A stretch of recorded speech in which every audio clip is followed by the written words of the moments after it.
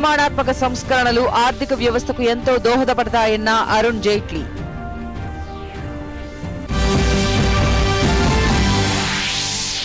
విభజన హామీల అమలుపై పార్లమెంటు ఉభయ సభల్లో కొనసాగిన రాష్ట్ర ఎంపీల ఆందోళన. హామీలపై స్పష్టత వచ్చే వరకు పోరాటం కొనసాగించాలని ఎంపీలకు చంద్రబాబు దిశానిర్దేశం.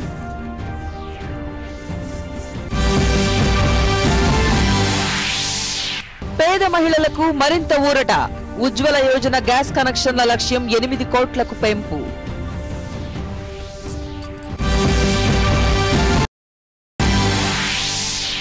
రాష్ట్రంలో ప్రశాంతంగా ముగిసిన బంద్. స్తంభించిన ప్రజా రవాణా వ్యవస్థ, మూతపడిన వ్యాపార, విద్యా సంస్థలు.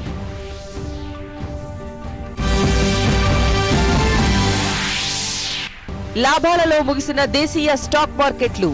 330 పాయింట్లు పెరిగిన సెన్సెక్స్. వార్తలోని వివరాలు. ఆంధ్రప్రదేశ్ పునర్విభజన చట్టం ప్రత్యేక ప్యాకేజీలలో ఇచ్చిన హామీలను నెరవేర్చేందుకు కేంద్ర ప్రభుత్వం కట్టుబడి ఉందని ఆర్థిక మంత్రి అరుణ్ జైట్లీ స్పష్టం చేశారు. రాష్ట్రానికి ఇచ్చిన హామీలను అమలు చేయాలంటూ పార్లమెంటులో రాష్ట్ర ఎంపీలు ఆందోళనలు చేస్తున్న నేపథ్యంలో ఈ రోజు ఆయన లోక్సభలో మరోమారు స్పష్టతనిచ్చారు. రాష్ట్ర విభజనకు మేము మద్దతిచ్చినా ఏపీ హక్కుల కోసం మేము పోరాడామన్నారు. రాజధాని నిర్మాణానికి వెనుకబడిన జిల్లాలకు కూడా నిధులిచ్చామన్నారు.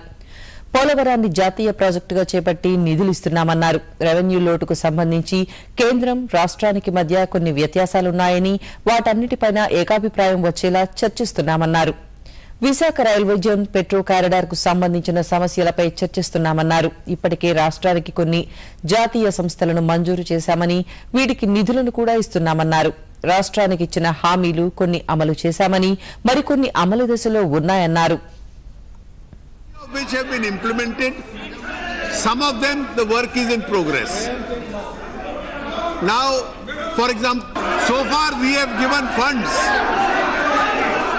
as promised for a large number of institutions which are being created, because most of the institutions went into the Telangana area.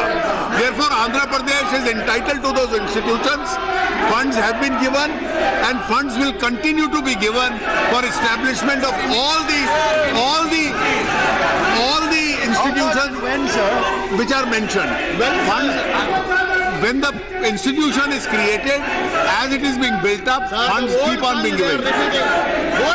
Second, as far as creation of capital is concerned, we have made some payments on account of capital. We have made payments for the backward districts. For Polavaram also, through NABARD, 4,500 crores has already been paid, and we have undertaken that substantial part of that expenditure on Polavaram will be undertaken as far as the center is concerned. Monies are being given. Now there are two areas which were being worked out. The first was the amount in lieu of the special package. Now the state had wanted that money to come by way of externally aided projects. Last month on the 3rd of January, since that is a time-consuming process, the Honorable Chief Minister wrote to me saying that this should be given through NABARD. We have worked out an arrangement yesterday in the meeting, which officers of the state have gone back to take a confirmation whether the arrangement they have come to yesterday with the expenditure department is acceptable to the state or not. Some arrangement has been worked out between them. We will try and expedite that as soon as we get consent of the state government. That meeting was held yesterday itself. As far as revenue deficit is concerned, there is another proposal which has been made. The state officers have again gone back. They are expecting something more. We are trying to narrow that gap and bridge that gap. And I am quite sure that these two would be worked out in the course of the next couple of days. The only area is some other institutions like some railways and petroleum, etc. We are already in discussion with various ministries. Our friends from Andhra Pradesh also are in discussion, and we are trying to find out the best solution which is possible, which to the satisfaction of my friends from Andhra Pradesh, we will try and do it extremely early. We are extremely sympathetic to the people of Andhra, and therefore would look into each one of these issues extremely sympathetically. కేంద్ర రాష్ట్ర ప్రభుత్వాల ఉమ్మడి ప్రయత్నాలతోనే దేశం పురోగమిస్తోందని కేంద్ర ఆర్థిక మంత్రి అరుణ్ జైట్లీ స్పష్టం చేశారు. కేంద్ర బడ్జెట్పై చర్చకు లోక్సభలో మంత్రి సమాధానమిస్తూ యూపీఏ ప్రభుత్వ హయాంలో మందగమనంలో ఉన్న దేశ ఆర్థిక వ్యవస్థ తమ ప్రభుత్వ హయాంలో పుంజుకుందన్నారు. గత ప్రభుత్వ హయాంలో 6% ఉన్న ద్రవ్య లోటును 3.2% తీసుకొచ్చామన్నారు. ఆర్థిక వ్యవస్థకు నిర్మాణాత్మక సంస్కరణలు ఎంతో దోహదపడతాయన్నారు. తాము తీసుకొస్తున్న సంస్కరణలు దీర్ఘకాలంలో సత్ఫలితాలు ఇస్తాయన్నారు. సులభతర వాణిజ్యంలో ముందుకు వెళుతున్నామన్నారు. వచ్చే ఏడాది నుంచి జీడీపీ రేటులో ప్రపంచ దేశాలతో పోలిస్తే భారత్ ముందుంటుందన్నారు. 2014-15లో వృద్ధి రేటు 7.8% అనేది ప్రపంచంలోనే అత్యధికమన్నారు. కాంగ్రెస్ పాలన వల్లే దేశం ఇంకా ఆర్థిక సవాళ్లను ఎదుర్కొంటోందన్నారు. కాంగ్రెస్ ప్రభుత్వ చట్టం చేయకుండానే ఆధార్ను తీసుకువచ్చిందని, తాము అధికారంలోకి వచ్చిన తరువాతే ఆధార్పై పూర్తి స్థాయి చట్టం తీసుకువచ్చామన్నారు. ఆధార్పై చట్టం చేస్తూనే వ్యక్తిగత గోప్యతపై స్పష్టతనిచ్చామన్నారు. ప్రపంచ దేశాలలో జీఎస్టీ అమలుకు చాలా ఏళ్లు పట్టిందని, అయితే తాము 6 నెలల్లో వస్తుసేవల పన్ను జీఎస్టీని పూర్తి స్థాయిలో అమలు చేయగలిగామన్నారు. 3 నెలల్లో పన్నులు హేతుబద్దీకరించామని, కొన్ని పన్నులను సైతం తగ్గించామని అరుణ్ జైట్లీ స్పష్టం చేశారు. There is still a great potential for us. The Prime Minister has said we must be amongst the first 50. From 142 we have come to 100. There are still areas, and I think I compliment her for making that point, which she did on agriculture. But even beyond agriculture, some of the areas where we are lagging behind, enforceability of contracts, land and municipal permissions, trading across customs, and therefore this facilitation which has to take place between the centre and the states jointly, if we make those necessary reforms which we are now individually trying to make each one of them, I think there is a huge possibility of India moving up the rank. విభజన హామీలపై 15 రోజుల్లో స్పష్టత ఇవ్వాలని కేంద్ర శాస్త్ర సాంకేతిక శాఖ సహాయ మంత్రి సుజనా చౌదరి కోరారు. ఆంధ్రప్రదేశ్ కు న్యాయం చేయాలంటూ టీడీపీ కాంగ్రెస్ సభ్యుల ఆందోళనల నేపథ్యంలో సుజనా చౌదరి మాట్లాడుతూ హామీల అమలుపై కేంద్ర ఆర్థిక మంత్రి అరుణ్ జైట్లీ సభలో స్పష్టమైన హామీ ఇవ్వాలని కోరారు. అలాగే రాజధాని, ప్రత్యేక ప్యాకేజ్, పోలవరం అంశాలపై కూడా ప్రకటన చేయాలని కోరారు.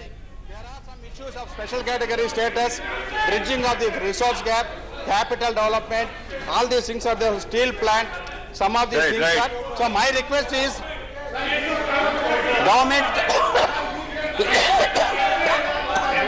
I have called him for a solution. Please be seated. No sir, he is not making a speech. He is not making a speech. He is giving a suggestion. Please Ramachandra Rao, please. Ramachandra Rao. My request is on behalf of government, if they can commit that the finance minister while addressing the budget speech, they can commit to resolve these issues within 15 days, sir. That is how I can request. Mr. Vijay Goyal, MOS. Chairman sir, I want to assure the member that during the reply of the budget, the finance minister will sort out their issues. అనంతరం కాంగ్రెస్ సభ్యులు KVP Ramachandra Rao మాట్లాడుతూ ఆంధ్రప్రదేశ్ ప్రజల మనోభావాలను అర్థం చేసుకోవాలని కోరారు. సభలో చేసిన హామీలనే అమలు చేయలేకపోతున్నామని ఆవేదన వ్యక్తం చేశారు. ప్రజాస్వామ్యాన్ని పరిరక్షించవలసిన బాధ్యత పార్లమెంట్పై ఉందని అన్నారు.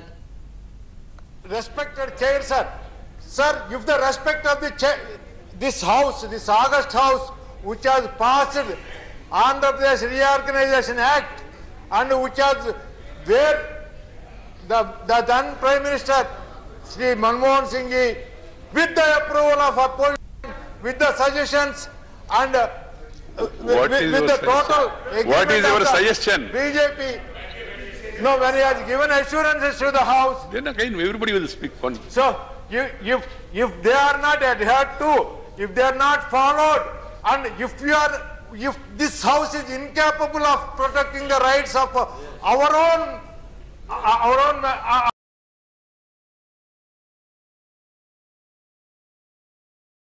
our own words, acts.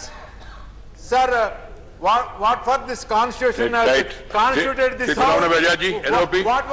LOP, please. What we are supposed to do here by sitting, sir? No, we can discuss it. Leader of the opposition, please. Leader of the opposition. Leader of the opposition. I call leader of the opposition. Please, Ramchandra Rao ji, please sit down. YCP సభ్యుడు విజయసాయిరెడ్డి మాట్లాడుతూ మంత్రివర్గంలో సభ్యుడైన సుజనా చౌదరి సభను అడ్డుకోవడం సరికాదని అభ్యంతరం వ్యక్తం చేశారు. ప్రభుత్వంలో భాగస్వామిగా ఉన్న టీడీపీ సభ్యులు నిరసన చేపట్టడంపై ఆయన పాయింట్ ఆఫ్ ఆర్డర్ ను లేవనెత్తారు. I'm just reading out Article 74. There shall be a council of ministers with the Prime Minister at the head to aid and advise the President, who shall, in exercise of his functions, act in accordance with such advice. And again, sir, and Article 75, Article subclause 3, the Council of Ministers shall be collectively responsible to the House. Collectively responsible, this is what I am emphasizing, sir. Sir, Article 74 and 75, which I have read out, the government, cabinet, headed by the Prime Minister, who is required to secure the confidence of the House, including its ministers. If a minister of a political party, What is your point of order? That's what, sir. Please allow me to. I am allowing you. You are general speaking. Yes, sir. Minister can give a suggestion. There is nothing wrong. It's a collective responsibility. Minister has given a suggestion to end the stalemate. If you don't want discussion, then no argument. Please sit down. No. మంత్రివర్గంలో ఉన్న ప్రభుత్వానికి సభ్యులు సలహాలు సూచనలు ఇవ్వవచ్చని ఈ సందర్భంగా chairman Venkaiah Naidu స్పష్టం చేశారు. ఎన్డీఏ ప్రభుత్వ హయాంలో రైతులు తీవ్ర ఇబ్బందులు ఎదుర్కొంటున్నారని కాంగ్రెస్ సీనియర్ నేత మాజీ ఆర్థిక మంత్రి చిదంబరం విమర్శించారు. రాజ్యసభలో బడ్జెట్పై చర్చ సందర్భంగా ఆయన మాట్లాడుతూ విద్య, వైద్య, ఆరోగ్య రంగాలు దయనీయ స్థితిలో ఉన్నాయని ఆరోపించారు. యువతకు ఉపాధి అవకాశాలు కల్పించడంలో కూడా ప్రభుత్వం విఫలమైందన్నారు. పలు రంగాలకు బడ్జెట్ కేటాయింపులు సైతం సమగ్రంగా లేవని చిదంబరం ఆరోపించారు. Two macroeconomic vulnerabilities, the fiscal account and the current account. Budget 2018-19 has made the fiscal deficit worse. As against the target of 3.2, you fixed the target of 3.5. And for the next year, as against the target of 3, you fixed the target of 3.3. ప్రధానమంత్రి ఉజ్వల యోజన పథక లక్ష్యాలను 5 కోట్ల gas కనెక్షన్ల నుంచి 8 కోట్ల కనెక్షన్లకు పెంచేందుకు కేంద్ర మంత్రివర్గం ఆమోదం తెలిపింది. ప్రధానమంత్రి నరేంద్ర మోదీ అధ్యక్షతన సమావేశమైన కేంద్ర మంత్రిమండలి పలు కీలక నిర్ణయాలకు గ్రీన్ సిగ్నల్ ఇచ్చింది. సమావేశ వివరాలను కేంద్ర మంత్రులు ధర్మేంద్ర ప్రధాన్, గిరిరాజ్ సింగ్లు ఢిల్లీలో మీడియాకు వివరించారు. దేశంలోని షెడ్యూల్డ్ కులాలు, షెడ్యూల్ తెగల వారందరినీ ప్రధానమంత్రి ఉజ్వల పథకం కిందకు తీసుకువస్తామని కేంద్ర పెట్రోలియం శాఖ మంత్రి ధర్మేంద్ర ప్రధాన్ తెలిపారు. 22 నెలల్లో 3.36 కోట్ల గ్యాస్ కనెక్షన్లను ఇచ్చినట్లు పేర్కొన్నారు. దేశవ్యాప్తంగా 2019-20 నాటికల్లా 8 కోట్ల గ్యాస్ కనెక్షన్లను ఇచ్చేందుకు కేంద్ర కేబినెట్ ఆమోదం తెలిపిందని ఆయన వివరించారు. పేద, మధ్యతరగతి ప్రజలకు ప్రధానమంత్రి ఉజ్వల యోజన ఒక వరంగా మారిందని ధర్మేంద్ర ప్రధాన్ తెలిపారు. इसकी लक्ष्य रखते हुए जो हमें 16, 17, 18, 19 के लक्ष्य दिया गया था, हमें और एक साल ज्यादा दिया गया. 19-20 तक उसको एक्सपैंड करने के लिए कहा गया. उसके साथ साथ लगभग और 4,800 करोड़ रुपया की व्यवस्था से अब तक ఇన్స్పెక్టర్ రాజ్ నిబంధనల నుంచి సూక్ష్మ, చిన్న, మధ్య తరహా పరిశ్రమలకు విముక్తి కల్పించే దిశలో పలు నిర్ణయాలు తీసుకున్నట్లు ఆ శాఖ మంత్రి గిరిరాజ్ సింగ్ తెలిపారు. సులభతర వాణిజ్యాన్ని ప్రోత్సహించేందుకు సూక్ష్మ, చిన్న, మధ్య తరహా పరిశ్రమల రంగాన్ని వర్గీకరించామని పేర్కొన్నారు. 5 కోట్ల రూపాయల కంటే తక్కువ వార్షిక టర్నోవర్ కలిగిన వాటిని లఘు పరిశ్రమలుగా, 5 కోట్ల నుంచి 75 కోట్ల వరకు చిన్న తరహా పరిశ్రమలుగా, 75 కోట్ల నుంచి 250 కోట్ల వరకు మధ్య తరహా పరిశ్రమలుగా గుర్తించినట్లు తెలిపారు. ఏడాదికి 250 కోట్ల రూపాయల వరకు టర్నోవర్ గల కంపెనీలకు జీఎస్టీలో 5% పన్ను తగ్గించేందుకు నిర్ణయించినట్లు కేంద్ర మంత్రి పేర్కొన్నారు. इसको सीधे जीएसटीएन से जोड़ दिया है, एनुअल टर्नओवर से जोड़ दिया है जीएसटीएन से, कि जिनका 5 करोड़ होगा टर्नओवर वो माइक्रो कहलाएंगे, जिनका 75 करोड़ होगा वो स्मॉल कहलाएंगे, जिनका 250 करोड़ होगा वो मीडियम कहलाएंगे। ये एक बहुत बड़ा వార్తలలో స్వల్ప విరామం। गांव से ख्वाबों को शहर ले जाती है ये सड़कें, सरहदों पे दुआओं को पहुंचाती हैं ये सड़कें, हर एक गम हर एक खुशी में साथ देती आई हैं ये सड़कें। सड़कें हमारी लाइफलाइन है। फ्लाई ऐश के इस्तेमाल से सड़कों की भराई में लगने वाली उपजाऊ मिट्टी की बचत के साथ साथ सड़कें मजबूत और टिकाऊ भी होती हैं।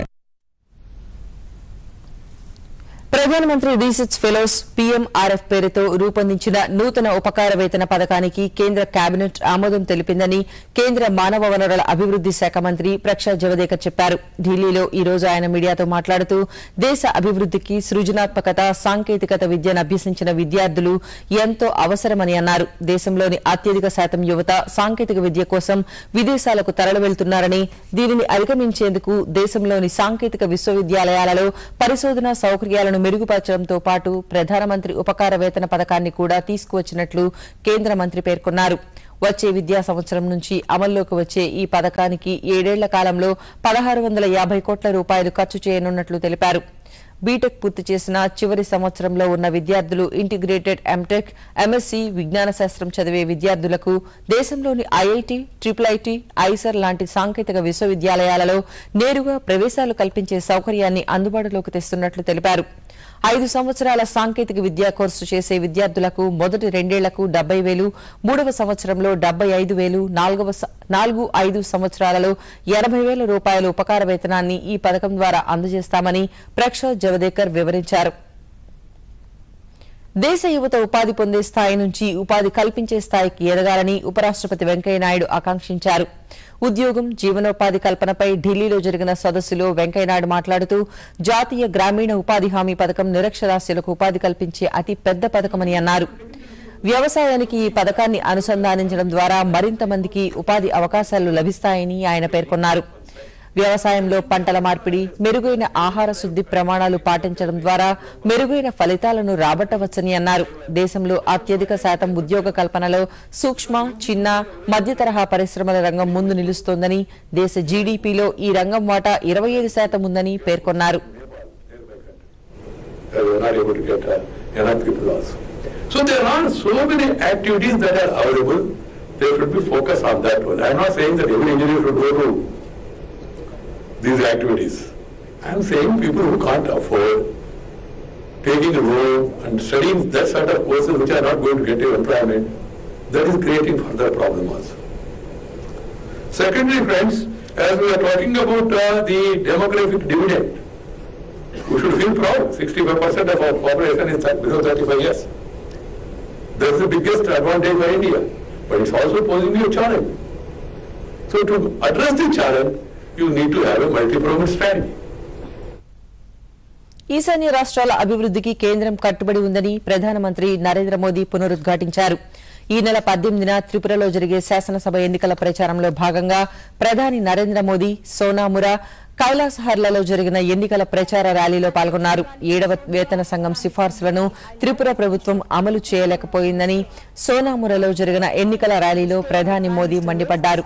త్రిపుర అభివృద్ది ఒక బీజేపీతో సాధ్యమవుతుందని, వికాసాన్ని కోరుకునేవారు తమ వెంట రావాలని మోదీ సూచించారు।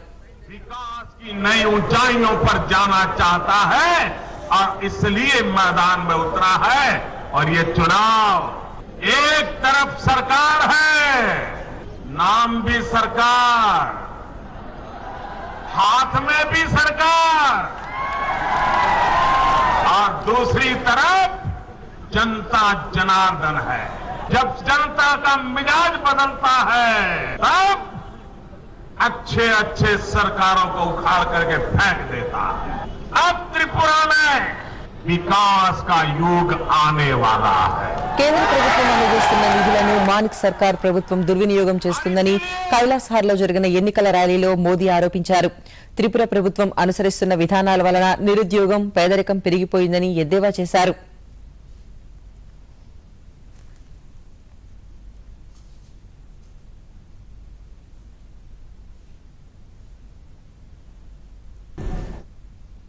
విభజన హామీలు నెరవేర్చే వరకు పార్లమెంటులో పోరాటం కొనసాగించాలని ముఖ్యమంత్రి చంద్రబాబు నాయుడు తెలుగుదేశం పార్లమెంట్ సభ్యులకు సూచించారు. పార్లమెంట్లో అనుసరించవలసిన వ్యూహంపై ముఖ్యమంత్రి ఈ ఉదయం దుబాయ్ నుంచి ఎంపీలతో టెలికాన్ఫరెన్స్ నిర్వహించి దిశానిర్దేశం చేశారు. తెలుగువారి ఆత్మగౌరవం కోసం చేస్తున్న పోరాటం కొనసాగించాలన్నారు.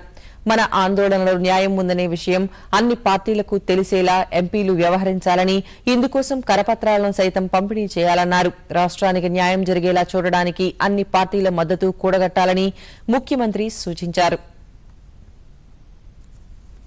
కేంద్ర బడ్జెట్ కేటాయింపుల్లో ఆంధ్రప్రదేశ్ రాష్ట్రానికి అన్యాయం జరిగిందని, విభజన హామీలను వెంటనే అమలు చేయాలని డిమాండ్ చేస్తూ రాష్ట్ర వ్యాప్తంగా ఈ రోజు వామపక్షాలిచ్చిన బంద్ ప్రశాంతంగా కొనసాగింది. ఈ ఉదయం నుంచి ఆర్టీసీ బస్సులు డిపోలకే పరిమితమయ్యాయి. విద్య, వ్యాపార, వాణిజ్య సంస్థలు స్వచ్ఛందంగా మూసివేశారు. రాష్ట్ర వ్యాప్తంగా కొనసాగిన బంద్ పై మరిన్ని వివరాలు.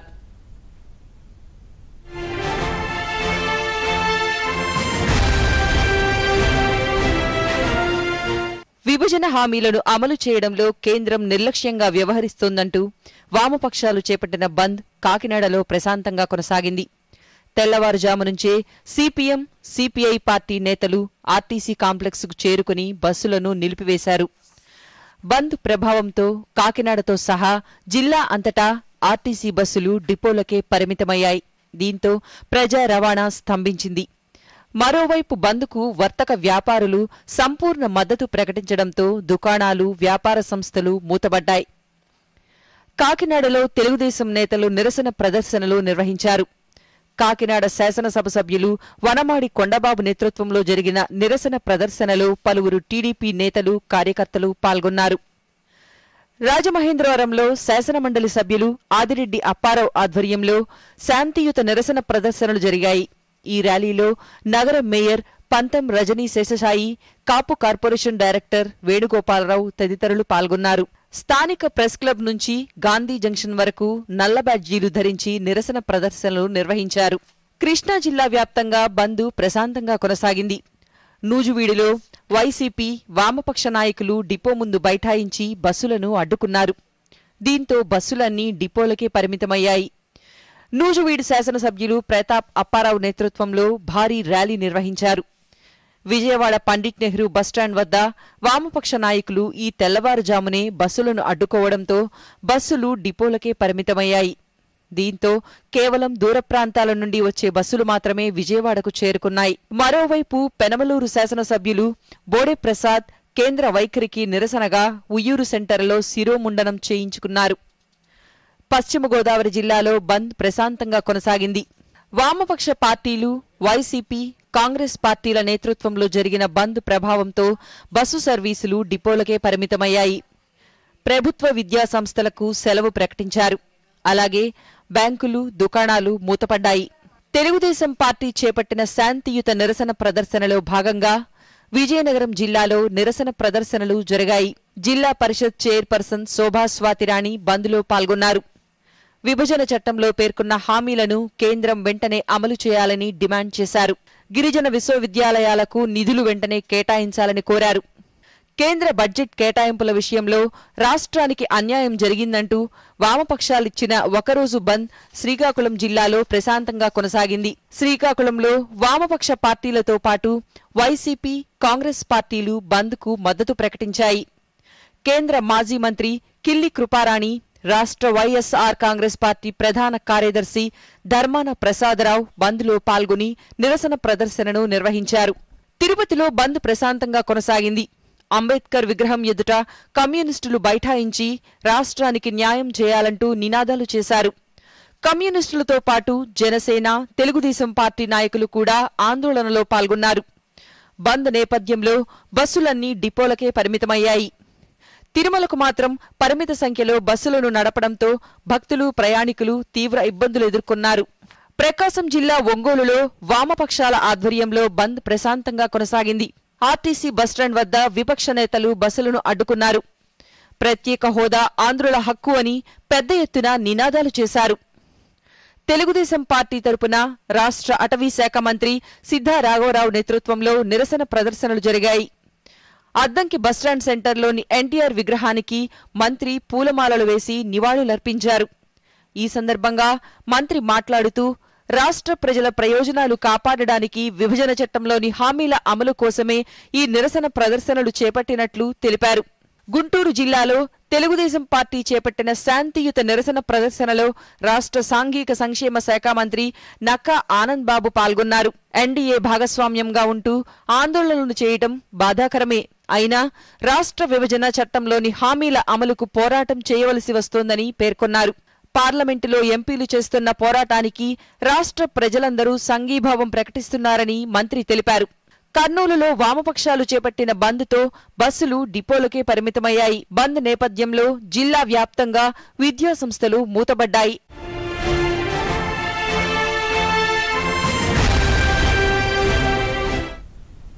విభజన హామీల అమలుపై కేంద్రం స్పష్టత ఇచ్చే వరకు నిరసన కొనసాగుతుందని రాష్ట్ర ఉప ముఖ్యమంత్రి నిమ్మకాయల చినరాజప్ప తెలిపారు. సచివాలయంలో మంత్రి ఈ రోజు మీడియాతో మాట్లాడుతూ రాష్ట్ర వ్యాప్తంగా జరిగిన బంద్లో ప్రజలు స్వచ్ఛందంగా పాల్గొన్నారన్నారు. సహకారాలు అందించడంలో కొంచెం ఫెయిల్ అయిందన్నది ఇవాళ ప్రజల్లో నమ్మకం వచ్చింది. అలాగే నిన్న పార్లమెంట్ లో మాట్లాడుతూ కూడా ప్రధానమంత్రి గారు ఈ రాష్ట్రానికి కాంగ్రెస్ పార్టీ అన్యాయం చేసిందని చెప్పాడు. కానీ నేను ఏం చేస్తానో, నేను కడకు వచ్చేటప్పటికి నేను సహకారం చేస్తానని చెప్పి కడకే మాట ఇవ్వకపోవడంతో ఇంకా ప్రజల్లో బాధ వచ్చింది. దానికోసం ఇవాళంతా కూడా ప్రశాంతంగా. మంగళవారం అర్ధరాత్రి ఆకస్మికంగా మృతి చెందిన శాసనమండలి సభ్యులు టీడీపీ సీనియర్ నేత గాలి ముద్దుకృష్ణమనాయుడు అంత్యక్రియలు ప్రభుత్వ అధికారిక లాంఛనాలతో ఆయన స్వగ్రామం చిత్తూరు జిల్లా వెంకట్రామాపురంలో ముగిశాయి. ఆయన అంత్యక్రియలకు రాష్ట్ర మంత్రులు అచ్చెన్నాయుడు, అమరనాథరెడ్డి, దేవినేని ఉమామహేశ్వరరావులు తదితరులు హాజరయ్యారు. బంధుమిత్రుల అశ్రు నయనాల మధ్య అంత్యక్రియలు పూర్తయ్యాయి.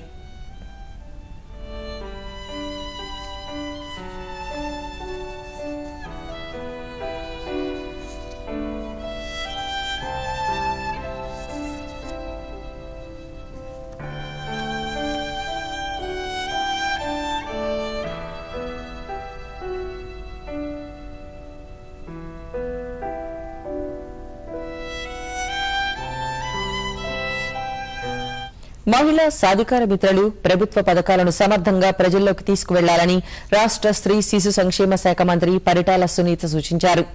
అనంతపురం జిల్లా రాప్తాడు సమీపంలో జరిగిన మహిళా సాధికార మిత్రుల అవగాహన సదస్సులో ఆమె పాల్గొన్నారు.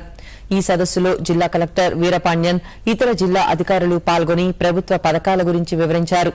మహిళా సాధికార మిత్రులు ఇప్పటివరకు చేపట్టిన కార్యక్రమాలు, సమస్యల గురించి మంత్రి అడిగి తెలుసుకున్నారు. ప్రతి గ్రామంలో 35 ఏళ్లకు ఒక సాధికార మిత్రుడిని ప్రభుత్వం ఏర్పాటు చేసిందని, వారు తమకు నిర్దేశించిన కార్యక్రమాలను పూర్తి చేయాలని మంత్రి ఆదేశించారు. నియోజకవర్గం రాప్తాడు నియోజకవర్గంలో ఒక అవగాహన సదస్సు అనేది కూడా మేము ఏర్పాటు చేశాం. సాధికార మిత్రులంటే రాప్తాడు నియోజకవర్గంలో దాదాపు 2800 మంది ఉన్నారు. మా అనంతపురం జిల్లాలో చూస్తే 28,000, రాష్ట్రంలో చూస్తే. పోలీస్ శాఖలో కానిస్టేబుల్ స్థాయి నుంచి ఉన్నతాధికారి వరకు సొంతిల్లు కట్టించాలన్న లక్ష్యం నెరవేరకుండానే తాను పదవీ విరమణ చేయడం కాస్తంత బాధ కలిగించిందని రాష్ట్ర మాజీ డీజీపీ నండూరి సాంబశివరావు అన్నారు.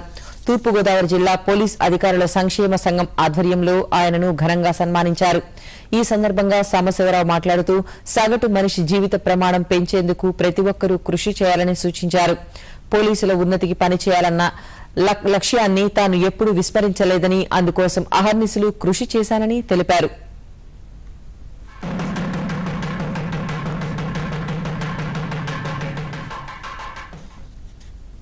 ఔషధ రంగ కంపెనీల షేర్ల ర్యాలీతో ఈ రోజు దేశీయ స్టాక్ మార్కెట్లు కోలుకున్నాయి. బడ్జెట్ సెషన్ నుంచి నష్టాలను నమోదు చేస్తున్న మార్కెట్లకు ఈ రోజు కొంచెం ఊరట లభించింది. నిఫ్టీ 100 పాయింట్ల లాభంతో 10,576కు, సెన్సెక్స్ 330 పాయింట్లతో 34,413కు చేరింది. సిప్లా, సన్ఫార్మా, అంబుజా సిమెంట్స్ షేర్లు అత్యధికంగా లాభపడగా Aurobindo pharma, power grid, NTPC షేర్లు ప్రధానంగా నష్టపోయాయి. ఈ వార్తలు ఇంతటితో సమాప్తం. నమస్కారం.